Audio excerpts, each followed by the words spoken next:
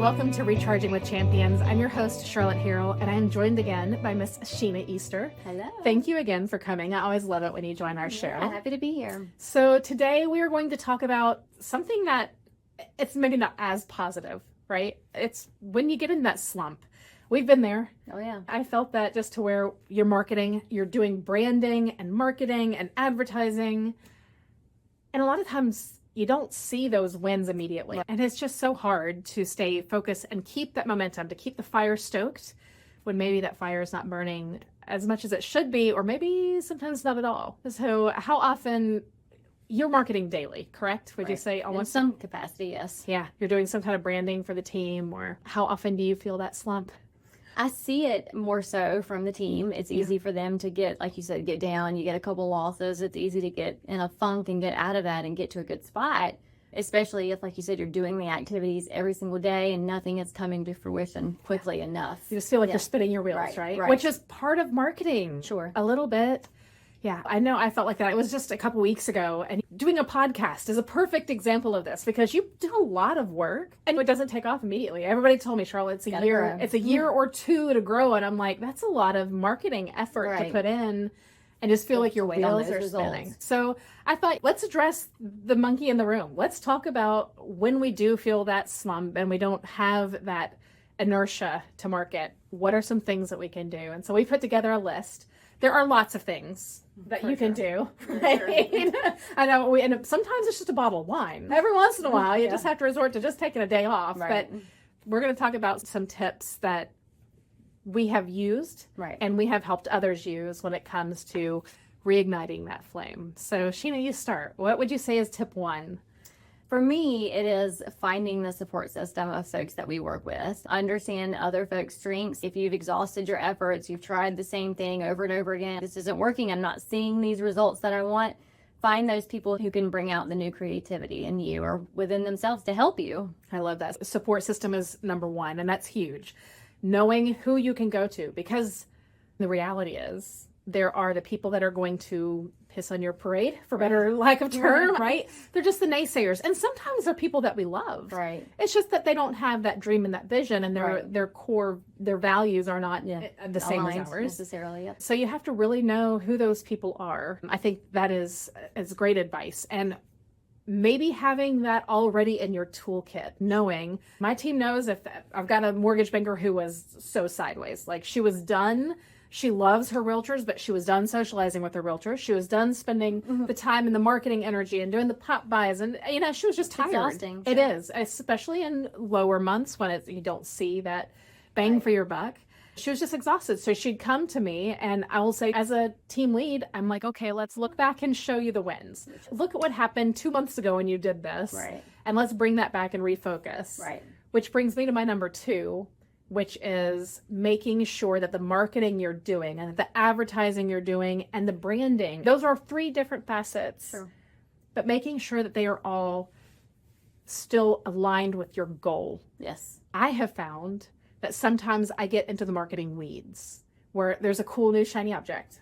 Or I've veered this way, going down this path of doing marketing and doing some things that maybe really didn't align with the end goal, and that will get you real frustrated. Sure. You're riding your bike and not getting traction, and you're going the wrong direction. Right. So having that, what you said, is huge. Having that leadership or that partnership that you can go to in those moments, but then making sure and having a moment and look at what you're doing. What are you exhausted? What are you tired of doing? Yeah. And are those things leading you? Are they pushing you towards the right goal? So making sure that those goals are aligned with your marketing and your advertising and your actions. I think that's a big deal. I agree. Which you can take that deeper to number three, which is sometimes, I love making YouTube videos and making my dance videos, but I'm not going to lie. I committed last year to doing 2 videos a week. And that's a lot when you're when you are the producer, the brains behind, right? You're doing all the work, right? And then you've got your other job. I don't get paid to dance on social media yet. It's coming. It's in the works. But to have that and make that commitment, and sometimes you just get tired. I'm just tired of it. Yeah. So connecting with something that is your passion. Have you ever done that? So what is something, and I know you do tons of marketing and things, what's a passion that you have that you've been able to join it with your marketing?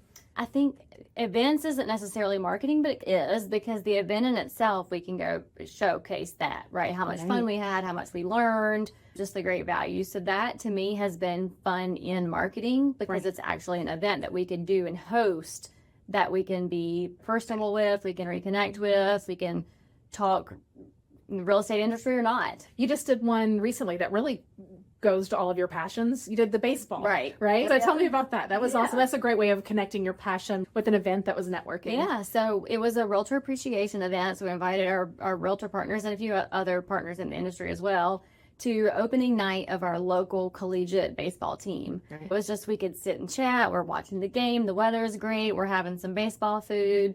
It was just a really fun night to show appreciation to not just our partners, but their families too. We opened it up for their families to come. Which happens to align with your passions, because you've got... kids play ball. Right. You are. This girl is on the ball field all the time. Yes, I love that.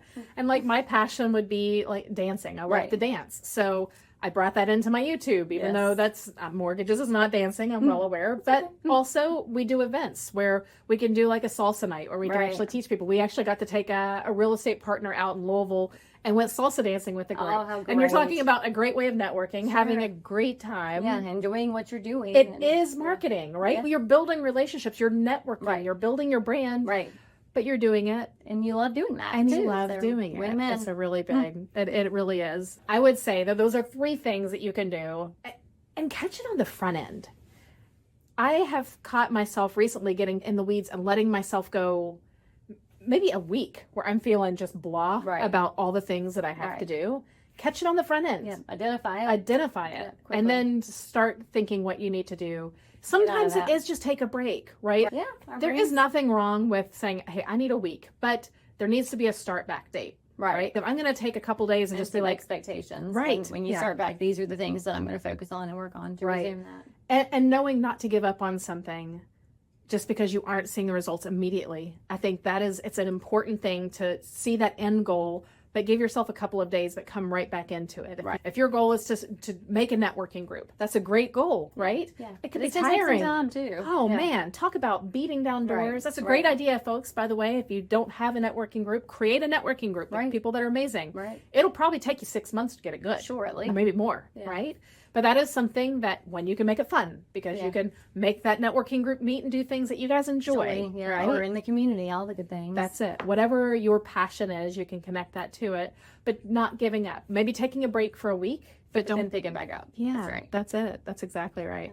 We hope that those tips were helpful. Just things to get your motor going when you're feeling a little something, which is natural. Sure, everybody does. I'm the Energizer Bunny, and I still have... And you get tired? Oh, believe it or not, it happens. It's after take 10 of trying to do a swing dance normally, but that's when the sweat's dripping down my... No, I do. I get tired. And sometimes you just got to come back and go, okay, sometimes I'm working on the wrong thing. Sometimes I need to give myself some fun in my work. Sure. And sometimes I just need to find my partner. That's right. My lovely partner to call and be like, okay, Sheena. Do something else. That's something. What can I do to bring these things back together? Thank you again for joining Recharging with Champions. We hope you've enjoyed this episode. Make sure and check us out next week.